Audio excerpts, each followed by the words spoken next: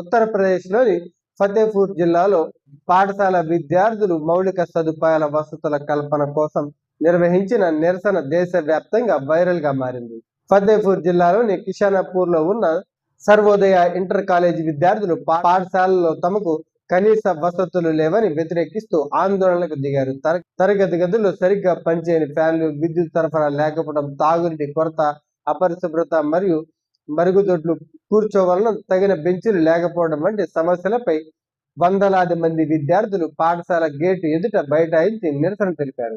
ఇటీవల ఢిల్లీలో జెన్జీ యువత చేపట్టిన నిరసనల స్ఫూర్తితో ఈ పాఠశాల విద్యార్థులు ఈ ఆందోళనలు చేపట్టడం విశేషం.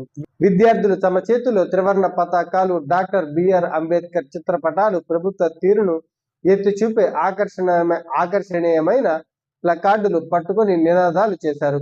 కొందరు విద్యార్థులు డీటెయిల్స్ పోస్టర్లను కూడా ఉపయోగించారు.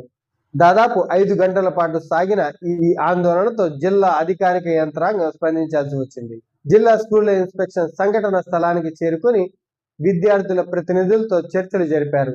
సైన్స్ స్ట్రీమ్ మంజూరు ఒకటి మినహా విద్యార్థులు లేవనెత్తిన మిగతా అన్ని ప్రధాన డిమాండ్లు ప్రతి గదిలో ఫ్యాన్లు, తాగునీటి కోసం ఆర్ఓ ప్లాంట్, మరుగుదొడ్డి శుభ్రత, ఫర్నిచర్ ఏర్పాటు మొదలైనవి తక్షణమే పరిష్కరిస్తామని రాతపూర్వక హామీ ఇవ్వడంతో విద్యార్థులు తమ నిరసనను ఉపసంహరించారు.